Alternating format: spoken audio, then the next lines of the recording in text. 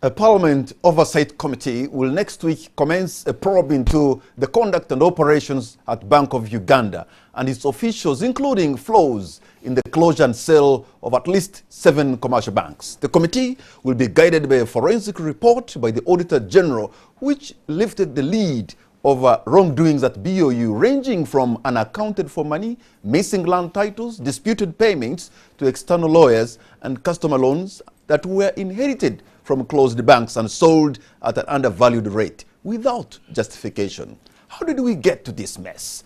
On the spotlight is a panel of 3, including former NSSF chairman Dr. Negio Bell, an economics professor at Makerere University, Dr. Fred Muhumuza, and another economist, Bakar Mayanja.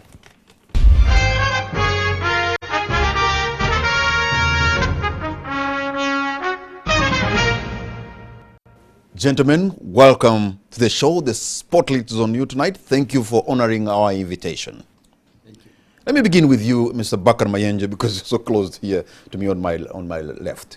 It's unthinkable that decades after some of these banks were sold, it's only today that we are attempting to trace their assets, funds, and loans sold. Could this be the unraveling of the biggest financial scandal in Uganda?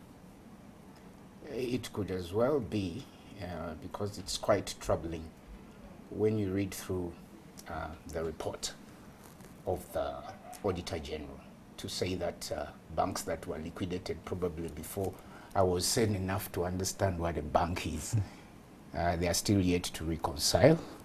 More worrying though is when you're in charge of, first of all, looking after the banks, that means you license them, you approve their management, and you're in charge of regulation, and then you rank a bank to be best performing years on end, and then within a short period there's a turnaround. That can be worrying. Then what that audit doesn't bring out, which we might need to consider, is it was looking at one aspect of failed banks. But is the central bank, when you're to do a more comprehensive audit in modern times, is it fulfilling its mission and vision? Does it have the right systems, and does it have the right HR? When you have that unresolved, we could be sitting on a financial time bomb. Thank you. Dr. Fred Muhumuza, what do you make of that? After 10 years, now we look into shed a light onto the issues, and according to the Auditor General's report, well, there could be ugly things that have happened. Yeah, there could be ugly things. I think there are also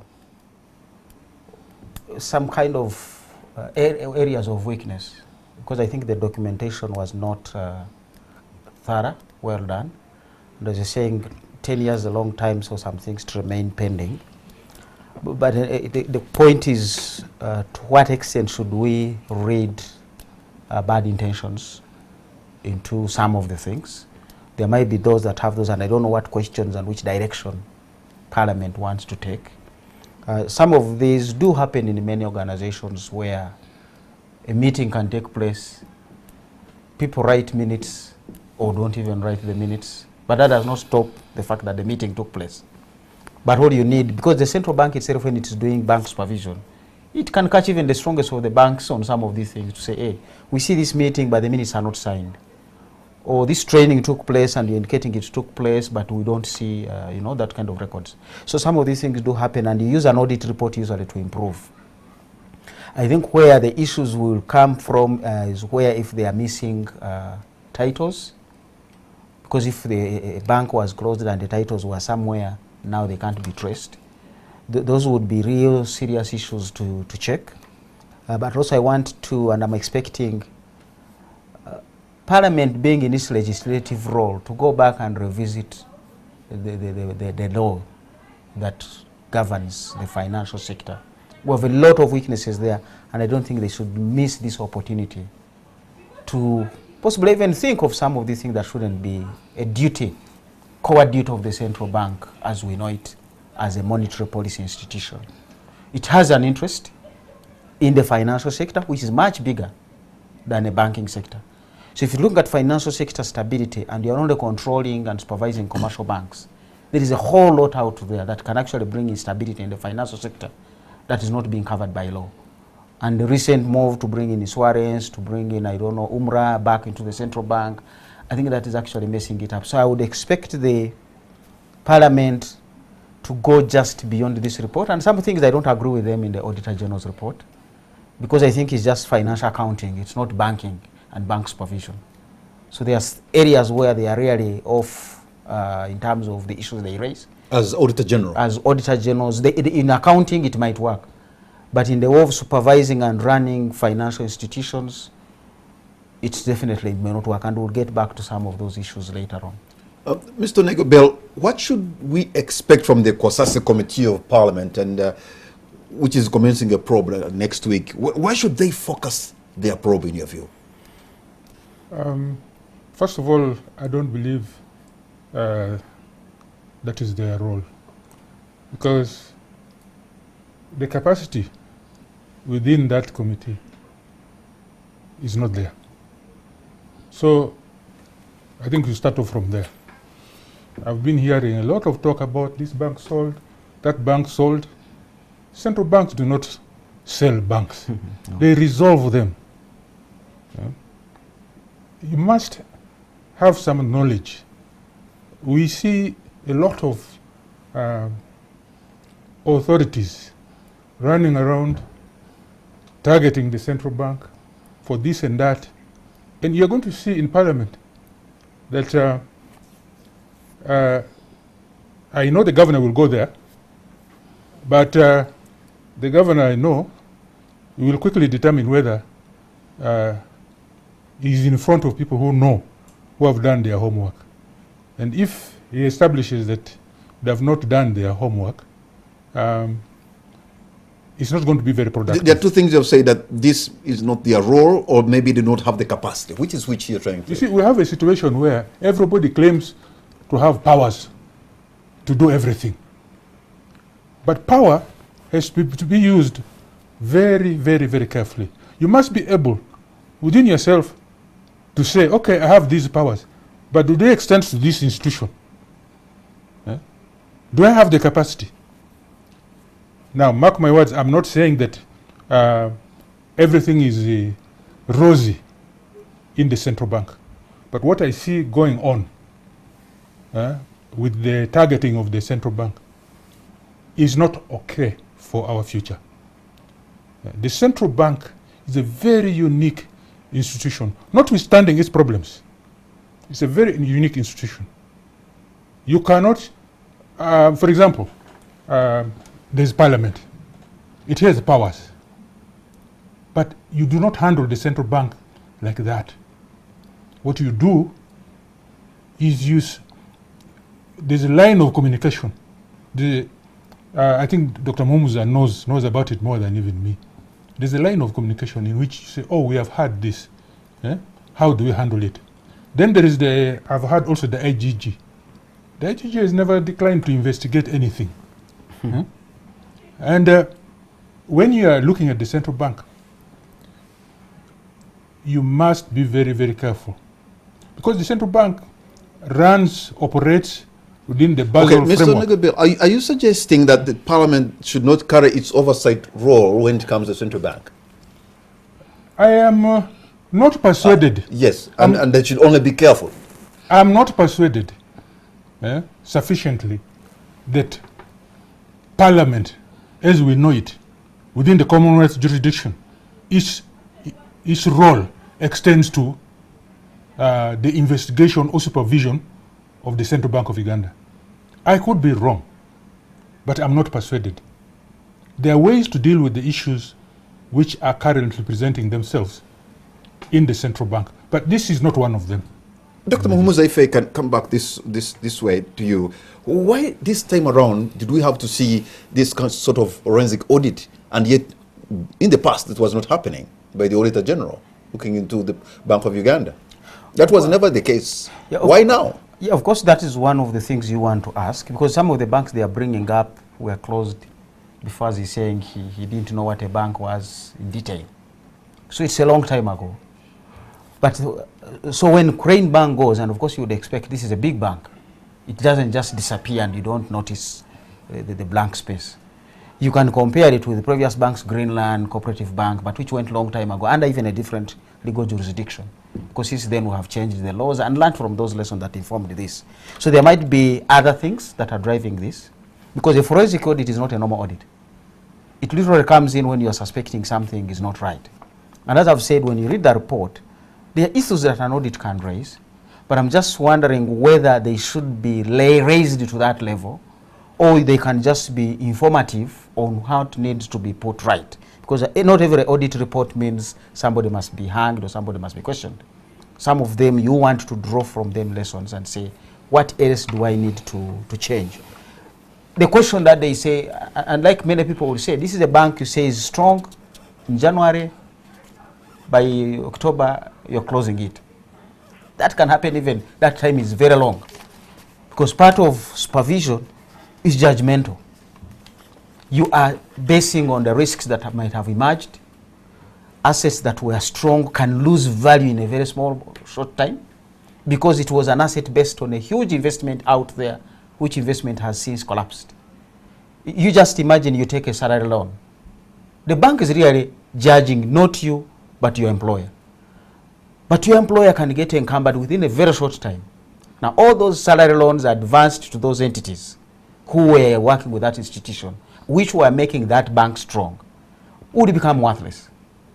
So a financial institution, as he's saying, you don't look at it like you are now auditing Mulago Hospital or you are auditing a certain whatever other institution. They operate in a different environment where some decisions are based on judgment, and judgment can change depending on conditions and individuals. So, and that's where for me I have some of the issues I raise with Auditor General, where he's assertively stating statements as though you were auditing a school, which is in a static environment. And that's why he's saying, do we have all the competencies to judge? And the governor has a right to go in there, and so I will not answer that question. So, Mr. Bubakar Mayanja, is it the issue of the competency to judge, the issue of the competency to probe, or is it not their role to do even that job, as COSASE? Now, let me say that COSASE should not be seen in a negative light, and I will try to qualify that, but first of all, agreeing and disagreeing with Mr. Onegiobel. It is true, the central bank, you could think is a very important institution. If you were to compare it to a human body, it's the heart. Now, let's start with the basics, which is what is the vision and the mission of the central bank. The mission is price stability. So the question is there price stability? 2, sound financial system. Is the financial system sound? So before you go to the management related issues, and I'll come back to that, is you need to judge them on that first. Secondly, is the financial system working? We know that GDP is a composition of consumption, investment, and government expenditure, and the trade balance. And then you have investment being a function of savings. Who is in charge of growing savings? The saving rates of Uganda is one of the lowest in Africa at 16.7%. It's below the 25%. So I'm looking at the broader perspective over these many years. Let's look at the banking sector. From the time the central bank was created up to now, there are 5 million bank accounts. And then mobile money comes and we have 20 million bank accounts. And so the financial system has extended. And I heard recently that they were supporting a tax on that, which draws back. So when you come back to the audit in particular, I would have loved to see a more comprehensive assessment, as a modern audit should be, to agree partly with Dr. Muhumuza. There are monetary policy related issues. Now let's go back to the issue of law and power. A central bank does not exist in an island. It exists as a result of a Bank of Uganda Act. And that Bank of Uganda Act emanates from the parliament, which is the sovereign when we vote them. I therefore do not agree that the central bank should not show up, because when you show up and interact with these members, it gives you a chance to resolve some of the issues that you may have. When you look at policy, financial stability, economics, and the results you expect, the central bank needs to interact more with people. Some of the professionals I know have complained that the central bank sometimes doesn't interact enough with, say, people at academic institutions and want to exchange ideas about how they can deepen the financial system. So without being too critical, these closures and what the Auditor General's report has shown is that there could be deeper problems in the central bank that need to be resolved, and that money will be approved by the central bank and by the parliament. So it's not, I think, right to divorce central bank from going to Kasase. However, a cardinal rule of central banking, as we know, is that it has to have independence in making its decisions. But you do not have a big bank, the third largest bank, being rated as one of the best for 7 years. Then within 7 months it closes and it doesn't raise the bar. Secondly, in more recent times, there have been a divorce of monetary policy from price stability. There are reforms that came as a result of the financial crisis. If Goldman Sachs could be bailed out, if NatWest Bank could be, National Westminster Bank, Lloyds Bank, could be bailed out from the fiscal side, if the central bank abandoned open market operations and started doing quantitative easing, we are living in a dynamic world that requires dialogue, positive and negative. You must crack an egg to make an omelette. My last point is, if you are the accuser and you are the judge and you're the one who passes the sentence, and at the same time execute that sentence and then evaluate yourself, it's not right. So that's not a sustainable scenario. You can't go to a bank and say, okay, you're not doing well, but you have been supervising them. So our judgment is, get out, we have new management, we sell. My challenge with Crane Bank is it had ramifications in, say, the stock market, because it had a brokerage firm. It had been a major player somewhat in the forex market, so there's an instability emanating from there. And then I doubt that the central bank has the competence to do a valuation of a bank from assets and liability, and even intangible assets. For example, the name Crane Bank, what was it worth when it was sold? So these are the questions that need interaction. Thank you. Dr. Muhumuza, there are fears that this happened because maybe the central bank had been given unfettered powers to supervise commercial banks. Do you think maybe perhaps we need some kind of reforms? Exactly, I'm speaking of reforms here because the central bank powers, the independence of the governor, to even allow him chair his board, deputized by the deputy governor, at the same time deputy chair, is not necessarily for the supervision of commercial banks. It's for monetary policy purposes. Now it can be extended to commercial banks, but it's supposed to be extended to the entire financial sector. Now I'm saying in the case of Uganda, sadly the central bank only deals with the commercial banks. Now there are so many other risks to the financial sector that are coming from that other space which is not supervised with that much independence.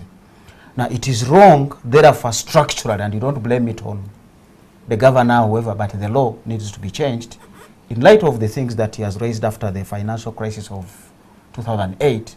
Globally, a number of countries have changed the jurisdiction. If you look at the British system, they will have a Prudential Regulatory Authority, which is a separate company limited by guarantee, but owned by the central bank, to do supervision, not of commercial banks, but the entire financial sector. You're talking about insurance, you're talking about all the microfinance things that you're talking about here, and the commercial banks.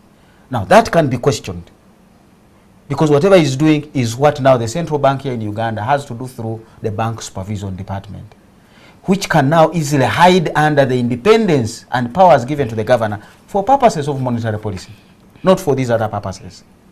So those are the kinds of the things we need to revisit and say, is our law still compliant with the current jurisdiction? And those are, for me, are the questions I would be asking, expecting Parliament to get into. It is possible, as I've said, for a bank to be strong in January, and is actually strong, and by February, it's dying. And you need to look at how do you get to resolve of the bank. And I think, as Onego Bella said, it's not a question of selling a resolution of a bank, which is a completely different terrain. And therefore, we're not valuing like we're valuing a matoke and a cow and a car. The valuation is completely different. Because remember, these are impaired assets. Some of them will have no value. because their value is determined in the secondary market. You are giving me your car, which you gave to the bank. Can anybody want to buy this car? To you as the seller, you think your Mercedes-Benz is worth 50 million. That secondary market thinks it is worth 3 million. That's the new valuation. So you don't value the assets and the bank that you are going to resolve in the same way that you deal with the other markets. So when they came into the issue of how did you undervalue, why are they even using the word undervalue? Because the value of these assets cannot be known except from the people bidding to buy them. Exactly. Those are the ones who are giving you the value. And I want to believe just to reinforce DFC your was point. not the only bank. Market value. DFC was not the only bank that bidded. So asking how did the central bank value, there were all these banks that gave different valuations. And that's the only way you have to say this one has said this one has said this. Now besides those values, what is the strength of these banks to take over this number 3 or number 4 big bank in the market? You look back. Mr. Dr. Nugabedi, could you speak again with clarity on because in your first submission you seem to have said that in fact COSASIS should not even take that route because more or less like the central bank is like a sacred position, don't touch, or they do not have the competency even to shed a light into what happened. Okay, I don't want to be mistaken. Let me answer that in a roundabout way. It is true that the Bank of Uganda should style up. It is true. We are in this position because there was bank supervision failure, there was board supervision failure at the central bank, and several other failures, including what Mr.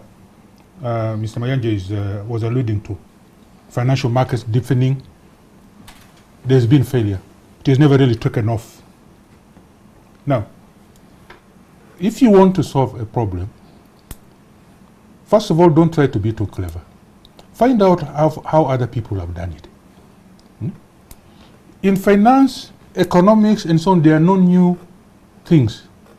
For every issue, for every challenge, there's a solution which has been provided in other jurisdictions.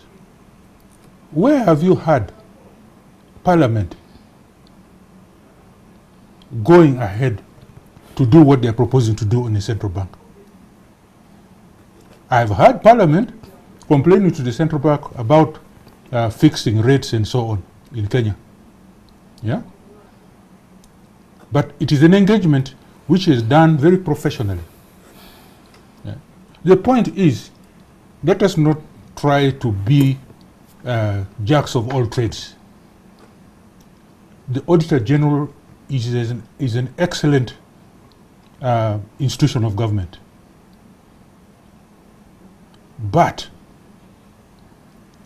and it is good at many things. But as Dr. Musa is saying, the central bank is a different kettle of fish. Let's first acknowledge that. The IGG is a very powerful and excellent institution, very good at many things. But investigating the central bank, that is unheard of. And I stand to be corrected. I stand really to be corrected. Now, once you do that, you expose the central bank to all manners of Tom, Dicks, and Harrys. The political assault, the institutional assault, and yet the central bank is, the governor is not a cashier of some institution.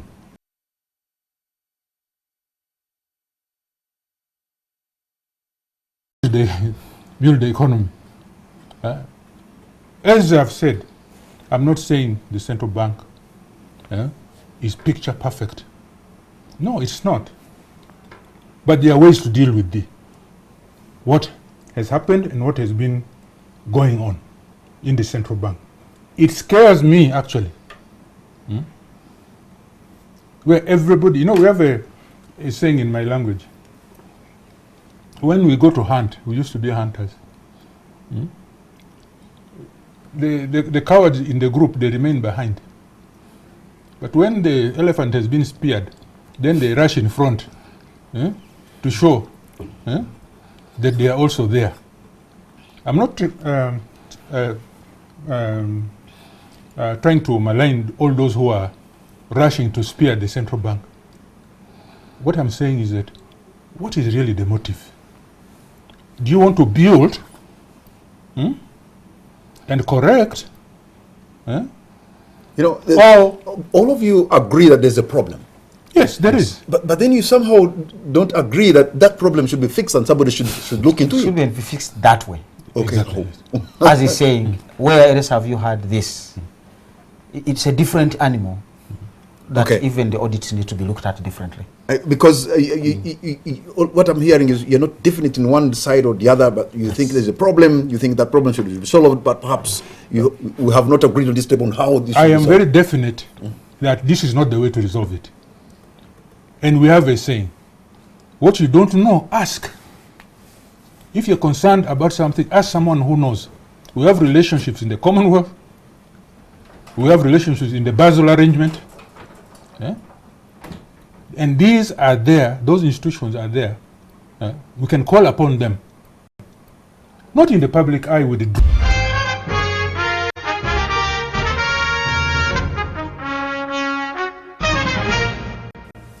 Welcome back. You're watching On the Spot. My name is Patrick Amara and my guests tonight are Dr. Negel Bell, Dr. Muhumuza, Dr. Fred Muhumuza and Mr. Abakar Mayanja.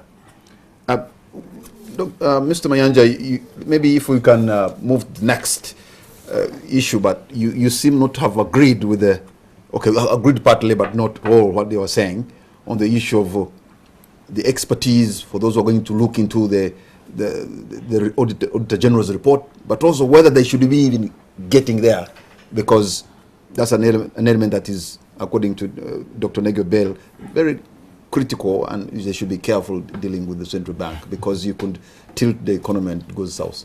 I want to be very honest in agreeing with both Mr. Negel Bell and Dr. Muhumuza. I respect both of them, and fortunately for me, Dr. Muhumuza is my senior in financial economics, and to put, some wrap around this to understand the intricacy of this matter is my experience of the last 10 years in this market is that I've walked into buildings where I think people should know things like how a central bank runs, and gotten shocked, and I will allude to that. But where I don't agree, Those buildings, they include the Ministry of Finance. I don't want to go into details, but let's just stick to the points that can positively bring a positive outcome of this. First of all, when you resolve a bank 15 years ago, and up to now, you don't know where that is. And because remember, the auditor is looking at detail. That's an issue. So now, the question for me, if I said to say I'm ignorant about all these matters, is whose job is it to resolve that? That's number one. And is the person who caused the problem the one to resolve it? Number one. Number two, is the central bank fulfilling its vision of a macroeconomic stability? That's number two. Number three, is it up to date with best practice? And by best practice, I mean, Basel III, Solvency II, for example, in the insurance sector, and the COCOs, convertible credit and buffers on balance sheets, and does it have the right system? So, for starters, to agree with my fellow panelists, is the audit of a central bank is not about financial transactions. Now, I want to go into the financial transaction because I have some experience in investment banking. If you're going to sell a bank, you have to have a transaction advisor.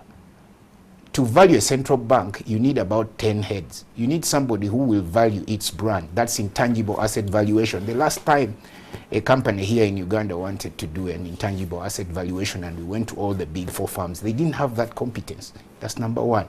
So the issue of valuation is important. Now look at the entrepreneurial aspect of it. This bank, for some reason, was extending its services to rural areas.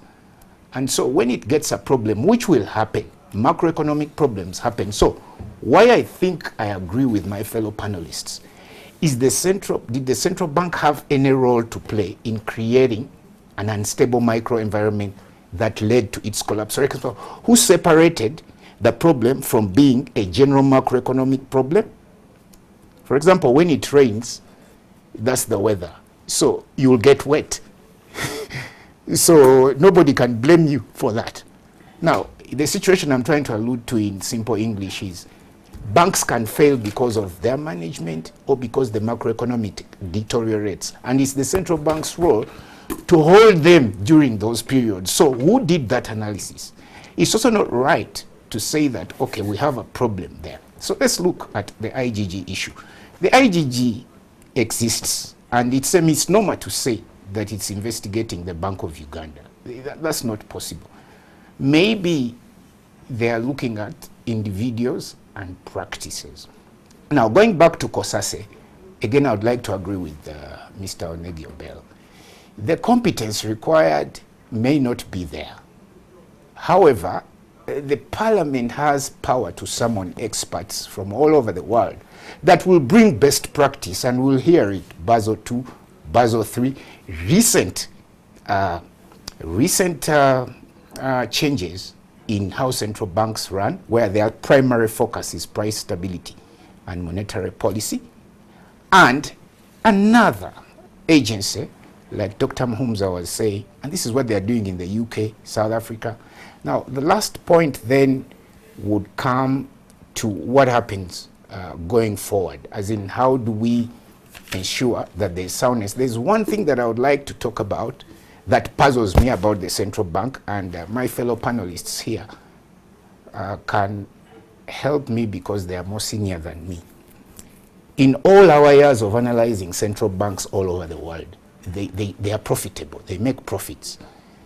What shocked me one day when I read the balance sheet of and the financial statements of the Bank of Uganda, which I normally do as a habit every year, when they made a loss, in the year they made a loss, Stanbic had a profit of 120 billion. Standard Chartered. So how do you preside over a banking system that is contributing to taxes and making profits and you're not in profits? For me, from an investment banking perspective, if I take the economic hat off, that was an indicator of problems. The second indicator of problems was when the Dr. Obels were trying to develop the financial system, and the central bank could not see the merit, for example, of tying their issues into an open stock market for price discovery. So we found these contradictions disturbing, and now some of us are not surprised. And therefore, a dialogue with the central bank, instead of them dialoguing with themselves like they have been, might be productive. Okay. And where I disagree with my fellow panelists is that COSASE has the capacity to call experts, to get expert opinions. Actually, I have the COSASE chairman online, the Honorable Abdul Katuntu. Can you hear me, sir? Yes, I can. Good evening, sir. Yes. There are people who are doubting, with all respect, the competence of Parliament to probe the central bank, but also whether that should be the role that you should be doing as COSASE. Well, thank you very much for the program. I think there are 3 or 4 points not here. Okay. The first one, does Uganda have laws? And what do the laws say? 2, does independence mean an accountability? And if so, which institution does Bank of Uganda account to in this country as provided for our constitution and other laws? 3, even the report you are talking about, which actually did bring out challenges, which I'm not going to go into the merits or demerits of them, but now that they're out there in the public, which institution brought out those challenges in the public? Is it the institution that does not have competence or which does not have a legal mandate? Because that audit was ordered by Parliament. Today, did the public, for example, know that the Bank of Uganda has closed 7 banks, and none of those banks they have closed, none, not even one, does Bank of Uganda have a final report of resolution. Mr. Negobel, my big brother, can you tell me, did you know that the Bank of Uganda has not resolved any of those banks, and there is no single report from TFA up to the recent one? And I don't want us to go so much in the recent one, but all of them. So the institution you are saying has no competence. At least he has got one competence, that it ordered this audit report, which has brought out all those challenges. The merits, substance and no substance of it, let us wait until the committee goes into the probe or asking Bank of Uganda for clarification. But today, they are out there. And it is the first time in the history of this country that an institution which Oneg despises, which Onegobel scandalizes, has brought those issues out to the public. For that, he should congratulate us as Parliament. Two, if the Parliament does not ask any institution to account, Mr. Onegobel, tell me which institution in this country will ask Bank of Uganda to account if Parliament doesn't? Okay. How, just tell me which institution. Three, I expected these experts, Mr. Negobel, Dr. Muhomza, and my other brother, to be talking about the substance of that report. I am not going to go into that substance for reasons which are quite obvious, that I'll be chairing that probe. But it is not correct for you to insult Parliament that it has no competence. One, Mr. Negobel, we did go to school. We have got experts recruited. By the way, in that Parliament, you don't know, it has a professional service department where you have got bankers, where you have got economists, and it's wrong for you to insult Parliament. You just imagine it is a bunch of Essex livers. Absolutely not. And I'm sure Mr. Negobel knows that when he's talking to people like me, I am not one of those he's putting in his head to imagine we are useless people who have no competence. I think you've taken it a notch higher. That aside, because I want everybody to judge us. Please wait and judge us by what we do. We shall do it professionally, because indeed we have handled this matter professionally. We would have jumped into a probe without seeking the opinion of the Auditor General. For you to start even insulting the Office of the Auditor General that, you know, it doesn't have the competence, it should have done it differently, you tell us what are the options within our law. What are the options? Okay, thank you very much, Honorable Abdul Katuntu. You are also the COSASE committee chairperson and will be chairing the probe committee. Thank you very much. But I think, well, let me give Dr. Negobel to respond to some of your comments. Thank you very much. Do you want me to be on air, or you want me to go off air? My producer will determine that, perhaps, but I'm sure you'll listen to his response. You can get back to me. Okay. All right. Let's have Dr. Negobel respond. First of all, I think my record in this country is known. I've never insulted anybody. I can question, I can raise issues about the ability to do certain things. Even me, myself, there are many things for which I don't have the ability. Yeah? And I would not put out myself there to suggest that I can do this when I know that I cannot. But insulting is not I consider myself very well brought up. I don't insult institutions. I respect Parliament very, very, very much. In fact, I'd like to tell my friend, in fact, he's a good friend of mine, that it is very, very okay for Parliament to say, hey, what's happening with these other 5 institutions or 6 institutions you claim to have resolved? It's very, very okay. Tell us. What is not okay is the drama which tend to divert people from the real issues. That is not okay. Which drama now are you talking about? Which drama? There's a lot of drama. For example, people are saying the banks were sold. And you know, if you say somebody sold something, it creates drama. Now, for me, as an investment banker, I don't know such things. But that's inconsequential unless that drama is in the committee. That's when maybe you can raise it. People who say all sorts of things. Well, you think that drama is going to influence the committee? First of all, I said the committee is very, very, very much in its right to ask, to question the central bank that what happened to these institutions. You said you resolve this one, you resolve that one, resolve this and that. It's very much in its right to do so. But I question the manner in which, given the position of the central bank as the lead financial monetary policy institution in the country, given that position, you know, whatever happens here translates into signals. We are looking very bad the way we are handling this matter. We are doing so well in tourism, we are doing so well, then suddenly you hear all these issues about the central bank. Isn't there a better way to deal with it? Isn't there a better way to deal with this? I'm saying there is. And I will insist to give comfort to Mr. Katuntu.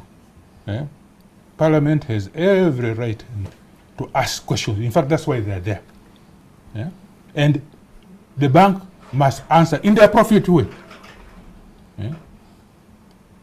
But, for example, I am very uncomfortable with the governor of the central bank being summoned in a dramatic manner when they can engage. They can engage in other ways. I don't think the governor of the central bank can refuse, and I think he has not even refused to engage with Parliament. But the manner in which it is being presented, I talk like this because I've worked with the financial institutions for a long time. I built the stock exchange and the capital markets industry with the support of the central bank. My mentors were the governors. I'm disclosing because I must make disclosure where I'm coming from. My mentors were Governor Kikonyego and Governor Leo Kibirango. We have worked so hard to build a semblance of financial institutions in this country. Now we are looking at a possible crumbling of the whole thing, and yet there are ways to deal with all these issues. Whatever you're seeing here has been dealt with in other jurisdictions. For example, the reason why banks are resolved by the central bank is normally because of what do we call it? When systemic risk. When a bank starts engaging in insider lending, there's a red ticker. That's why banks get resolved. Banks don't get resolved because somebody somewhere is an enemy of that bank. This is what we are hearing. This is the drama. Banks don't get shut down by the central bank because the central bank hates this bank, the central bank hates that one. No. All of those 5 banks, they had issues of insider lending. We know it. Abu knows it. Mr. Mohamed Zahir knows it. Now, to bring drama onto it, someone is trying to cause, to bring a case that somehow all these 5 institutions which were resolved, the reasons were for other than insider lending and multiple books. That's where we take exception. What is my bottom line? My bottom line here is let us protect this institution of ours. It is one of the few which are now standing with international repute, Let us protect it. Let us value it. And that being said, I want to repeat. The central bank has issues. The central bank has issues. Some of which are known to the public, some of which are not known to the public. Yeah? So that is my point, really. I'm not in the business of insulting people. I never do that. Okay, you've spoken with a lot of clarity on that. I'm sure you have clarified, and your friend has taken the point.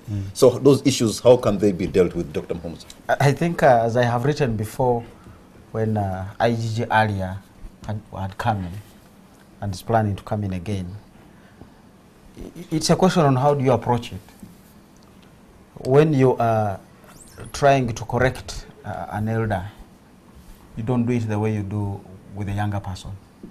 So I've said you can, and I've been on panels where we've interviewed people for boards who are big people established. We call it a meet and greet session.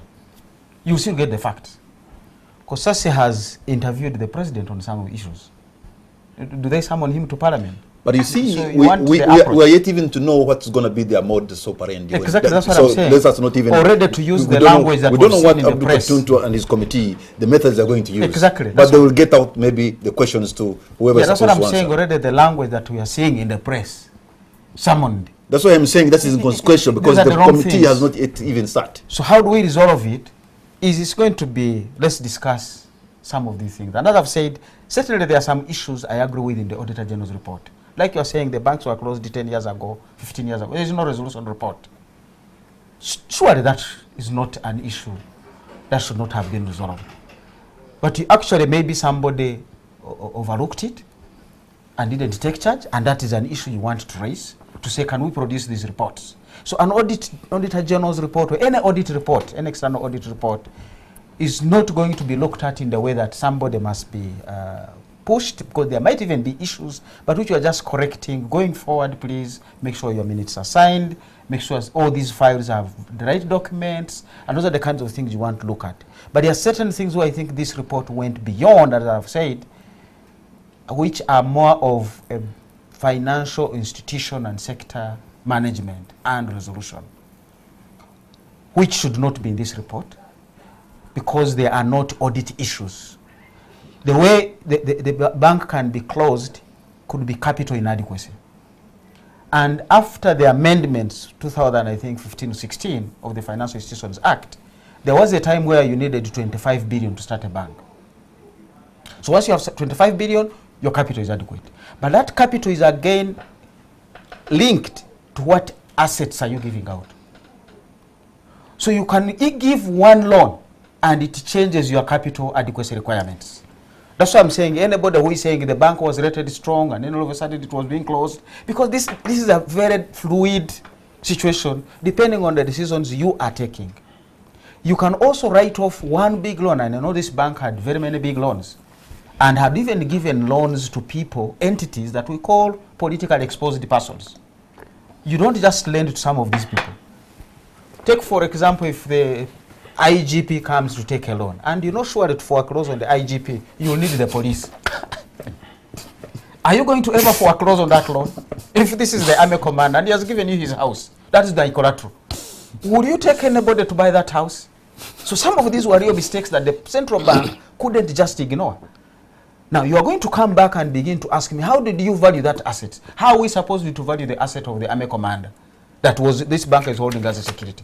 It has no value, because nobody can foreclose on that house. So that space for me is not necessarily to audit. It's a real mountain of an issue that the central bank was dealing with. And let's not forget that the central bank, when you are resolving a bank, you don't have a year to do it. Okay, now to go a little bit... You have a short time? Mr. Mayanja, we see reports, again in the report, of senior bank officials that accumulate so much property, they say, suspicious payments and astronomical payments to lawyers involved. Is this because our investigating agencies are incapacitated?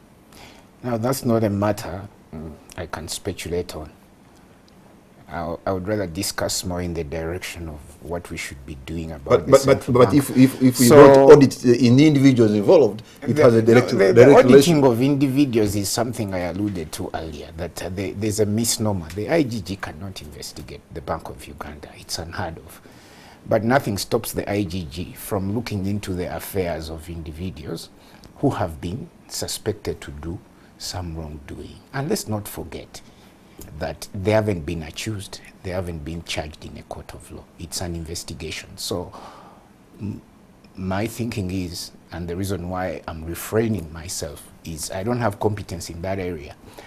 If I'm to opine, I don't think there's anything wrong with the IGG investigating an individual, but the IG obviously can't investigate the Bank of Uganda, as people are saying. However, they can have a dialogue with Parliament. But then also, the manner in which it is done has to be professional. But then again, I can't opine on that because the IGG knows better. That's the one matter where I always refrain from commenting because I don't have any competence in investigation. But I don't see anything wrong with individuals being investigated. But let's not forget that if anybody is to be accused of something, it's not equivalent to that thing being true, and that's why an investigation is going on.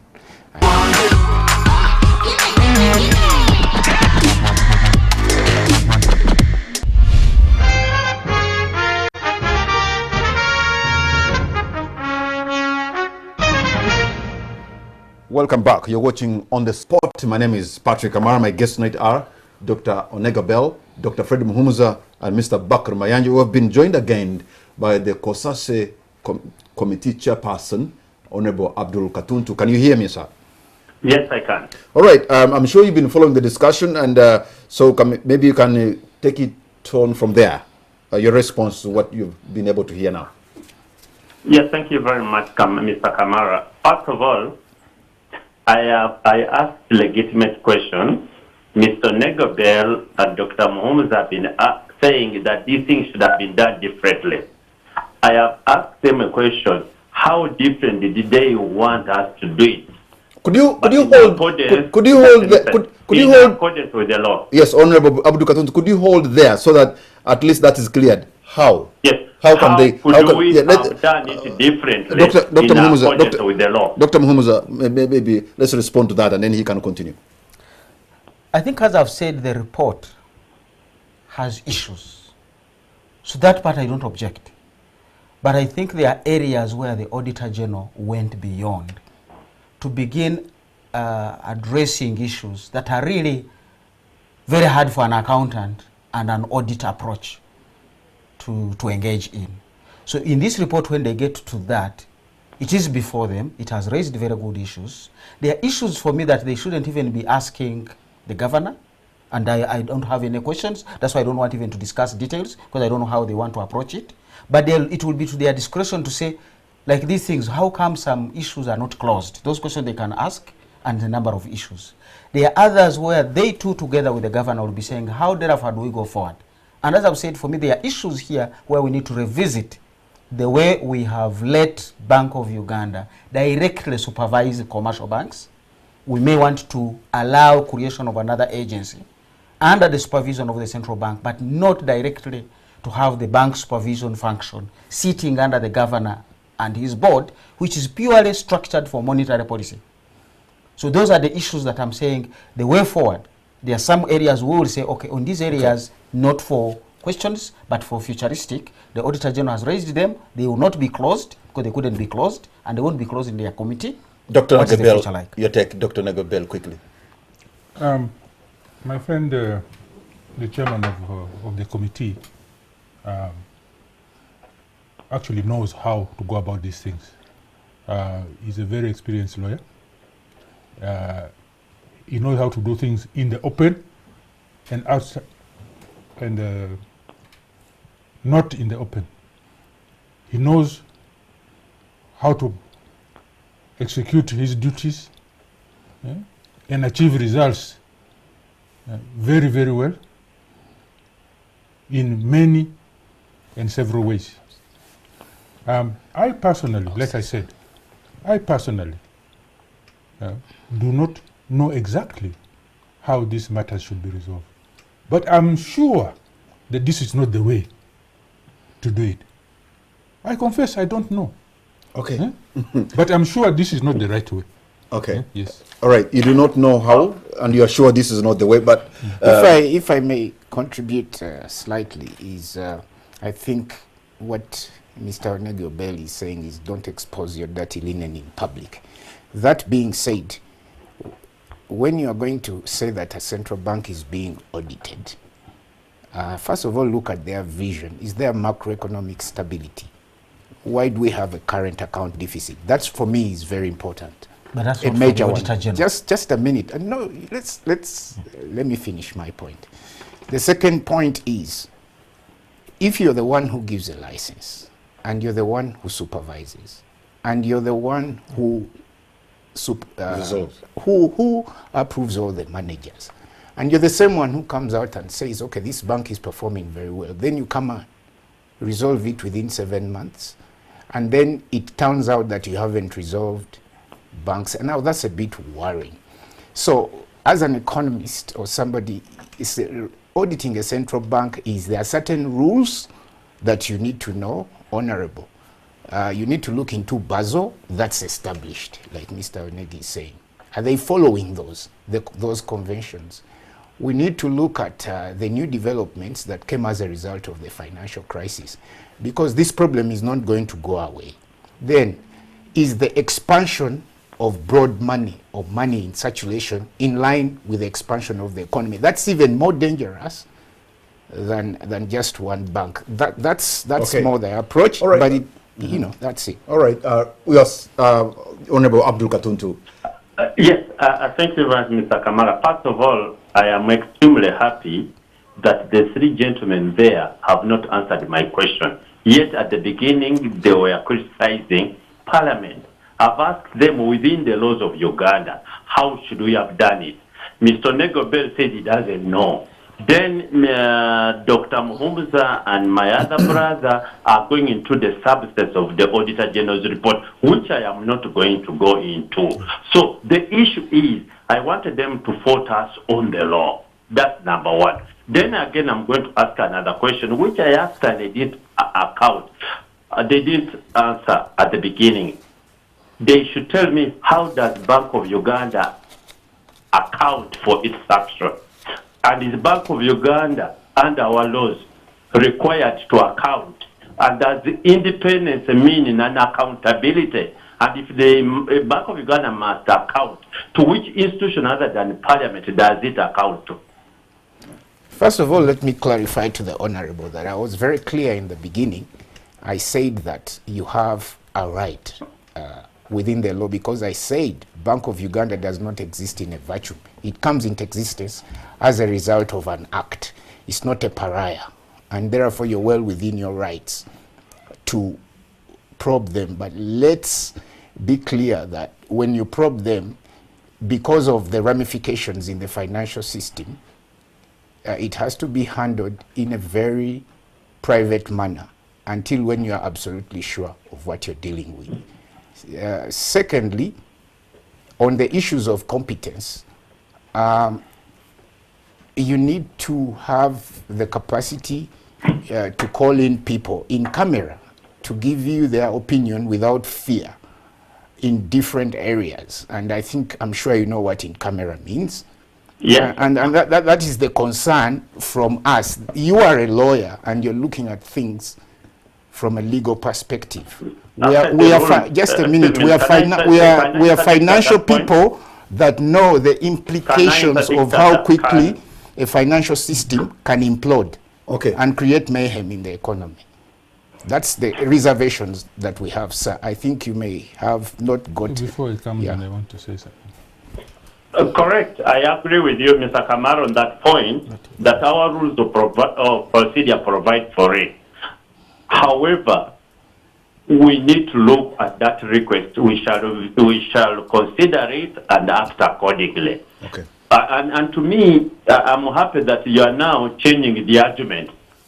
The first argument which you are raising, which was a little bit offensive, was these people are incompetent, they don't know what they are doing, they have no mandate, and really I thought you as Ugandans, you as the voters, you as the people, you should have said, excuse me, every institution in this country has to account. And the only institution under our laws which can account, which Bank of Uganda can account to is one, the Parliament of the Republic of Uganda, and they can do that through COSATE. But then we thought we have to do this thing professionally. So we send in professional people. The only institution in our laws that can audit any public institution is the Auditor General. We didn't audit it. We sent in the people who are professional, that's number one, but who are also mandated under our constitution to audit public institutions. And I got so surprised that Mr. Negobel and Dr. Muhumuzi, the people who should know this thing, they came and they were talking negative about a professional audit. Absolutely flabbergasted. Because how can anybody fault an audit of the Auditor General in this country? Because this is a basic, this is the constitutional requirement. And the only law in this country, which is supreme, is the Constitution. Do you want us to act outside the Constitution? And Onego Bell says these guys are incompetent. Really, Mr. Onego Bell, incompetence? Okay. All right.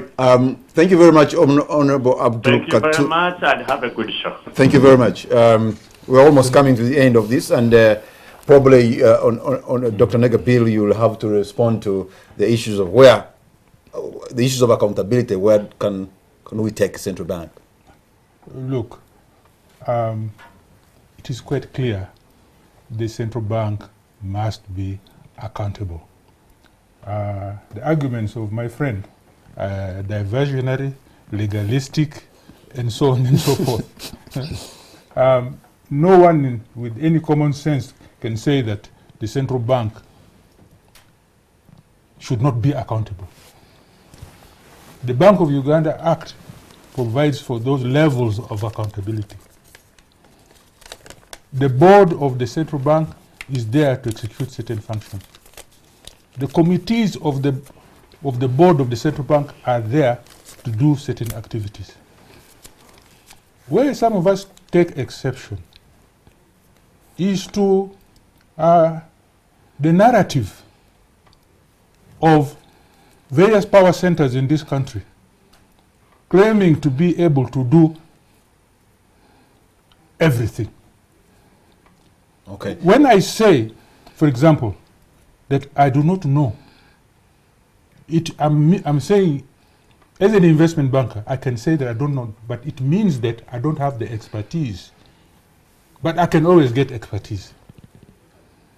We cannot say that Abu Mayanja, a senior economist, knows everything about his profession. If you ask Abu Mayanja about a subject which he doesn't know, he will excuse himself and go on his laptop or phone, find out what he supposedly doesn't know, and come back and talk authoritatively. That is my point, and I want this point not to be lost. Okay. The narrative. I want to involve other Ugandans who could want to be part of this discussion. You can just call us at least one or two people so that you can make your closing arguments now.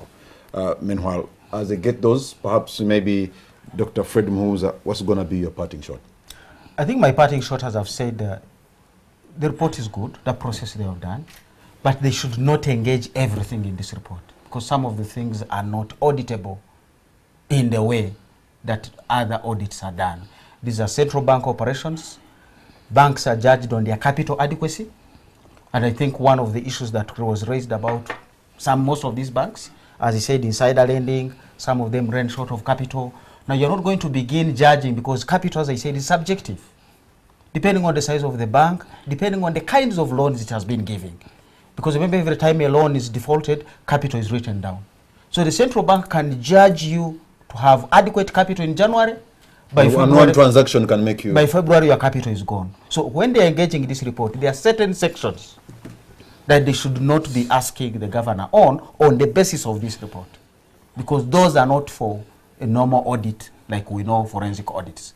Because they are normal financial sector operations which are done subjectively, and that is for that reason that governors are given independence the world over. It's not that they are not going to be accountable, but they are given that independence to set monetary policy. And for me, separation of that power to allow the governor to continue with his monetary policy, no questions, he takes his decision, he owns them, should be separated from these other things that can actually be engaged even at COSAS level. Okay. Mr. Mayanje, your parting shot. My parting shot would be that we should be balanced when we are looking at the central bank and only not look at regulation. And as we speak right now, regulation and supervision, other central banks have removed it. Now, the questions that I would love to ask if I had somebody from the central bank is, are they reaching their vision after 50 years, which is macroeconomic stability? I would say no. We still have a major current account deficit. Why, and why is that not being resolved? 2, is the expansion of money or money supply in line with real GDP economic growth? And why are we having spikes and dips in GDP growth?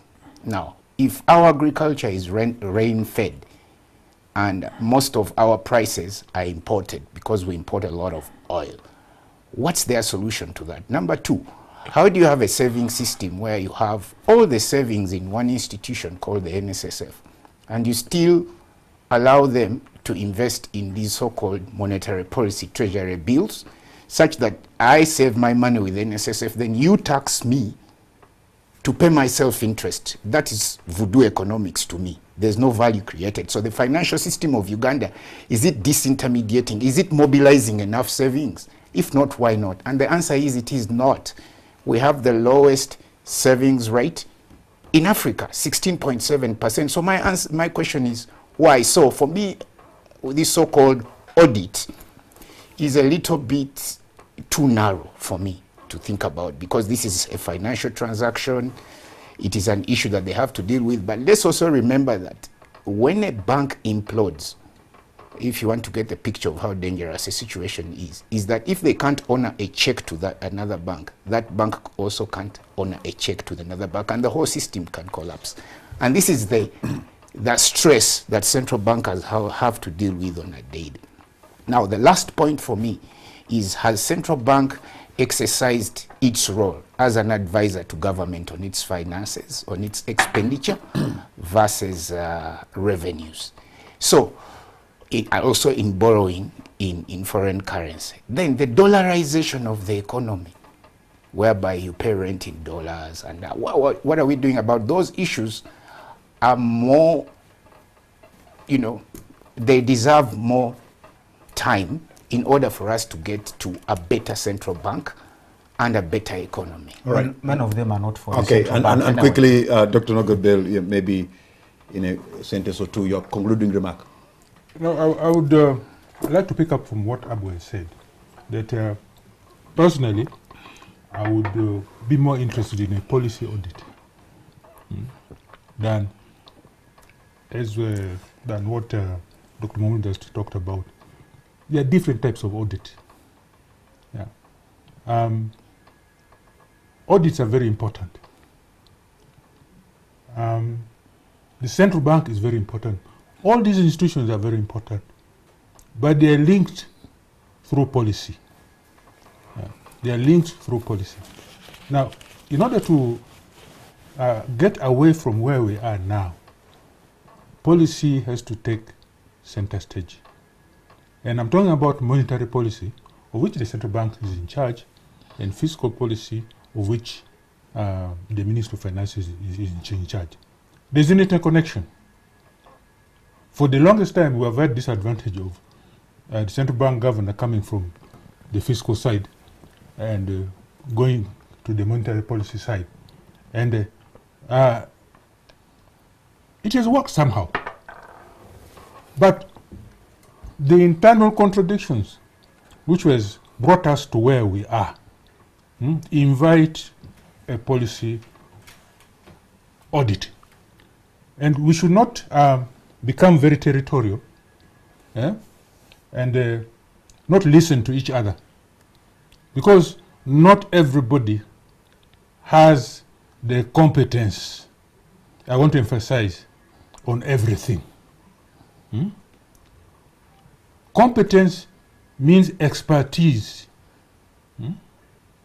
I'm not an expert in everything. Okay. Thank you. Thank you very much, Dr. Onege Bell. Thank you very much, Dr. Freddie Muhumuza, and thank you very much, Mr. Bakar Mayanja and Honorable Abdul Katuntu, and all of you who have been trying to be a part of this program. It's a question of time. We could not get you online or even contribute. And I hope this discussion is only beginning, and it's going to continue. After all, the committee will be sitting next week. So I'm sure the discussion will be continuing. Good night, and God bless Uganda.